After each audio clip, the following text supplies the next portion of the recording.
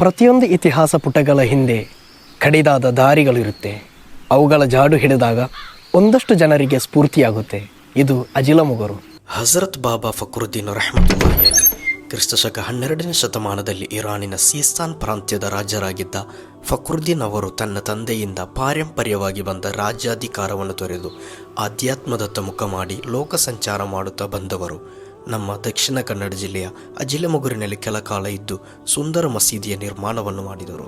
ನೇತ್ರಾವತಿಯ ತಟದಲ್ಲಿ ತಲೆ ಎತ್ತಿ ನಿಂತಿರುವ ಅಜಿಲಮುಗುರು ದರ್ಗಾದಲ್ಲಿ ಕಳೆದ 7-8 ಶತಮಾನಗಳಿಂದ ವರ್ಷಂಪ್ರತಿ ಅತಿ ವಿಜೃಂಭಣೆಯ ಮಾಲಿದ ಉರುಸು ಕಾರ್ಯಕ್ರಮವು ಜರುಗುತ್ತದೆ. ಲಕ್ಷಾಂತರ ಜನರು ಈ ಉರುಸಿನಲ್ಲಿ ಭಾಗವಹಿಸಿ ಧನ್ಯರಾಗುತ್ತಾರೆ. 85 4 ವರ್ಷ ಇಲ್ಲಿ. ಸಾವಿರಗಳ ಇತಿಹಾಸವಿರುವ ಮಹಾನರ ದರ್ಬಾರಿಗೆ ಜಾತಿ ಧರ್ಮಗಳ ಗೋಡೆ ಇಲ್ಲ. ಒಂದೇ ತಾಯಿಯ ಮಕ್ಕಳಂತೆ ಇಲ್ಲಿ ಮಾಲಿದದೊಂದಿಗೆ ಪ್ರೀತಿಯನ್ನು ಹಂಚುತ್ತಾರೆ. ಮತ್ತೆ ಭೇಟಿಯಾಗೋಣ. ಖುದಾ ಹಾಫೀಸ್.